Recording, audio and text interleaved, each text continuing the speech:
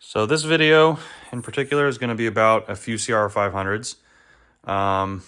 Let's start out with this one. So this is a 97 CR500.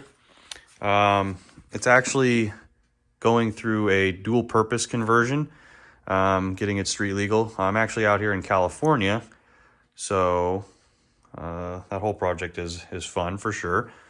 Let's start out. Like I said, this is a 97.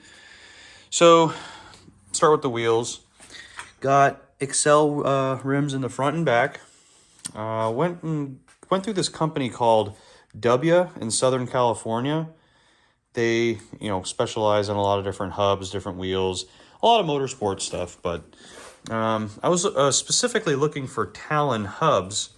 Now, they were saying that they got a little bit hard to come by lately because I guess Talon exchanged hands, the ownership, and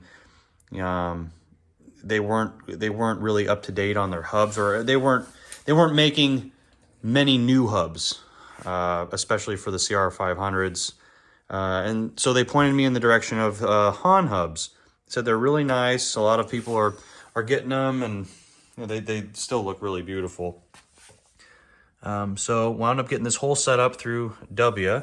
So the spoke set, the nipples, both rims, and the Han hubs.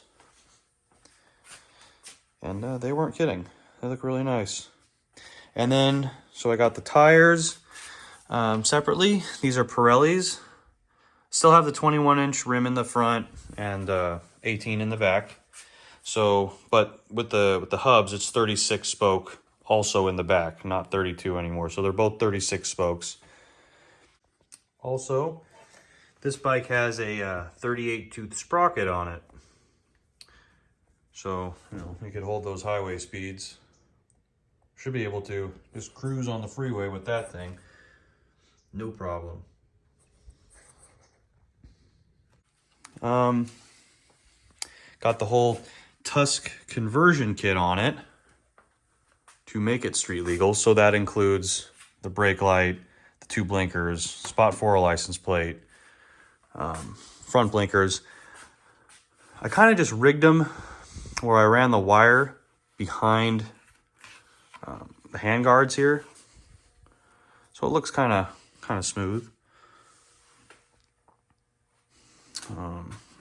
And then all the wiring, you could see, kind of just bunched it up together right behind the number plate there, and then ran it directly underneath the gas tank and then into the air box, where there are two Tusk rechargeable batteries. So I didn't go with one big battery and then added a special stator to recharge this battery.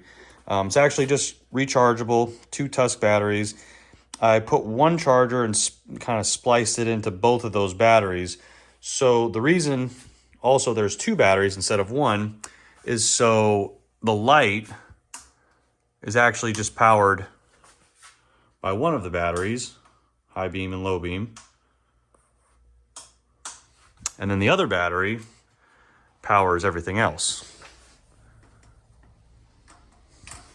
The brakes, blinkers,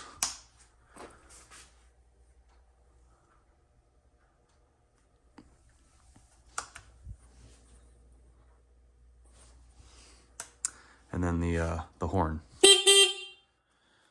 Hook the horn up right under here.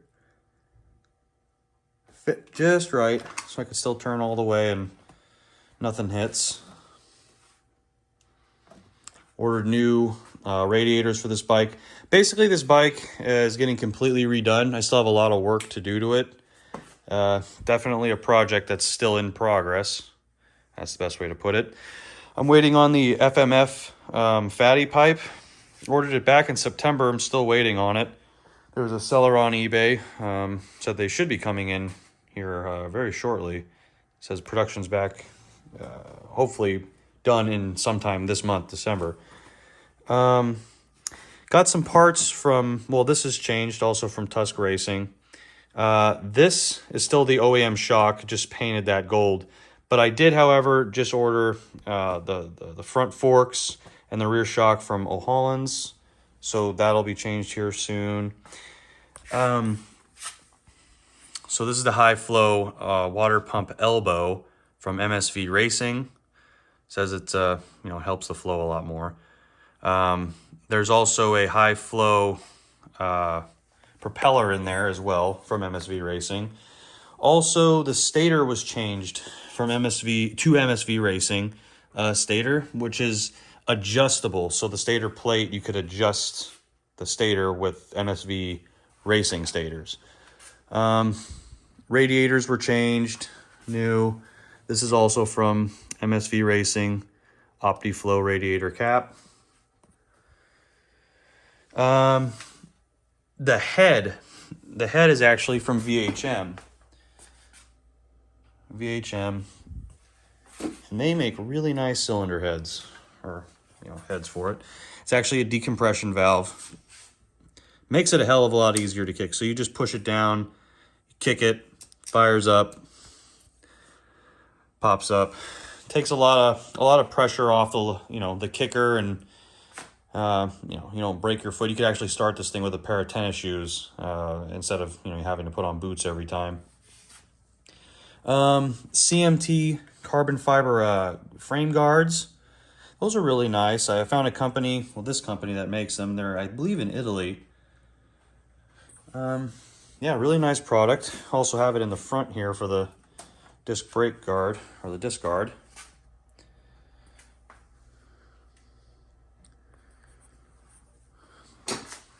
Also these special brackets for the headlight. So I didn't necessarily want to get one of those Acerbix lights that were, it just looks more aftermarket. I wanted to keep, my original numbered plate here.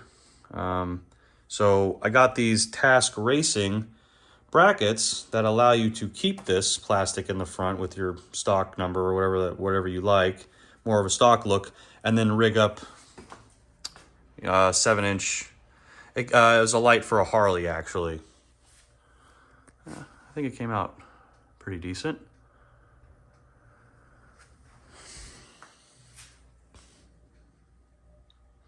So soon, this bike, I'm going to take the motor out. So I have the billet aluminum covers on each side.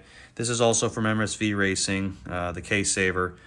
So what I'm going to do is I'm going to completely replace the whole case with one of those billet aluminum ones from AJ Wagner, Built 500. Actually have it right here. I'll show you guys. Just did a beautiful job on these cases. This will be the final touch for that bike. So these are from Built 500. Just beautiful case. Also already had all the rollers, bearings pressed in, came like this. So he could do that for you. And then this, a gentleman in Australia, I believe, does these. So the water pump housing, the whole housing, also billet aluminum. It's from TSR Racing Products. So I mean, just the whole thing will be billet aluminum. And then including the covers on that bike. I already have the billet aluminum ones. Just absolutely beautiful. Very good work they do. And then I got a reed set from Miller Racing. I believe he's up in Canada. So I'm going to replace the reed on there as well. This is just a box from CMT products. But yeah, the bike is definitely a work in progress. When the motor comes out, I'm going to take everything off, strip it down, get the frame repowder coated as well. This luggage rack, kind of just figured instead of having one of these bags, which is great, have one on that bike as well. I just figured let me see if I could rig something up here. So this is actually for an XR650L luggage rack. So what I thought I could do here is took a little bit of machine, well, a little bit of cutting. There was another bracket that went across here. It just wasn't going to work. So I cut it off on all four corners. And I had to bend out, you know, these brackets a little bit to make it fit right. And then I had to cut on each side the fenders so I could kind of slide it in there and then try to rig something up so I have a nice luggage rack. And it's pretty solid. Might not be perfect, but I don't think it looks too bad. I think it works.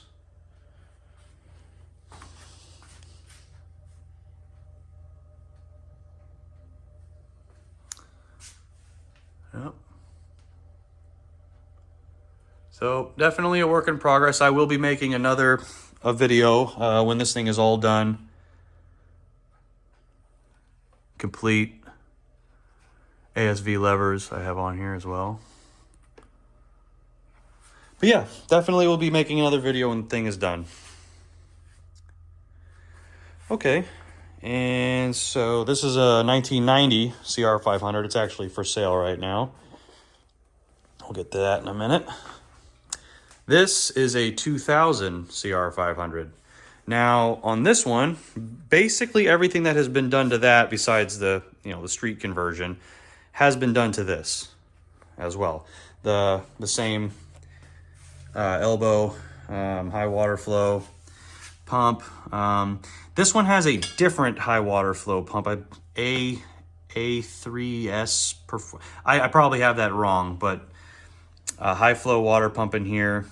I'd have to look up exactly what brand that one is again. But also have the FMF gnarly pipe on it. New clutch cover, or new clutch and ignition cover.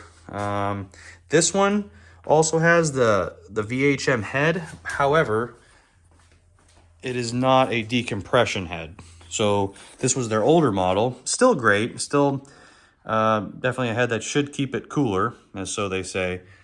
But there's no decompression valve on it. So this one has that older model on it. Oh, I forgot to mention both of these bikes. They have, from MSV Racing, a different manifold. I'll show it on the other bike because there's no pipe. So this is the manifold I was talking about. From MSV Racing. They say it adds, like 2 horsepower, a couple pounds of torque for this manifold. It's got like a little D lip in it up here, which helps with the torque curve at higher RPMs, I believe. So gave it a shot, and it looks really nice. So I installed those on both the 500s, and I definitely noticed a little bit of a difference. That's the one I've ridden so far with that exhaust manifold. This one also has Devol radiator guards. New seat cover. Just a really solid bike. I'm pretty big on CR500s, so. Another Excel rim. I have to order the one for the front, and I'm going to relace those up so I have the gold rims on there. Yeah, not a bad looking bike. And then this is a CR500 1990. Basically, these are all the same bikes. I did, however, notice that the subframe on this one is slightly different than those two bikes. The seat is a little bit different. Obviously, the bottom of the motor is black. But basically, they are the same bikes. I will also say this one, the 1990, has an original FMF Burley pipe. So when I first picked up this bike, I thought, what the hell is a Burley? Never heard of it, because it's just, the gnarly or the fatty that I've personally heard of. And I was reading some forums, and apparently this pipe was before the gnarly. It was just a name change that went from Burley to gnarly. But this pipe, I believe they stopped making in 1997 or 1996, I want to say. And, you know, the condition of this pipe is just what gets me. It's been on the bike the whole time. There's not one dent in it. Just looks great.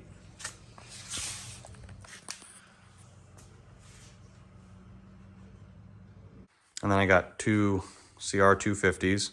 That is an 04 CR250, and this is a 2001 CR250.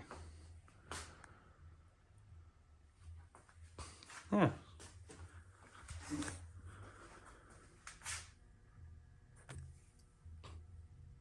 But yeah, so there's a little bit about these 500s. Like I said, I'll be making another video with this one here soon after all these parts are installed, and it's on the road. Anyway, have a good day, guys.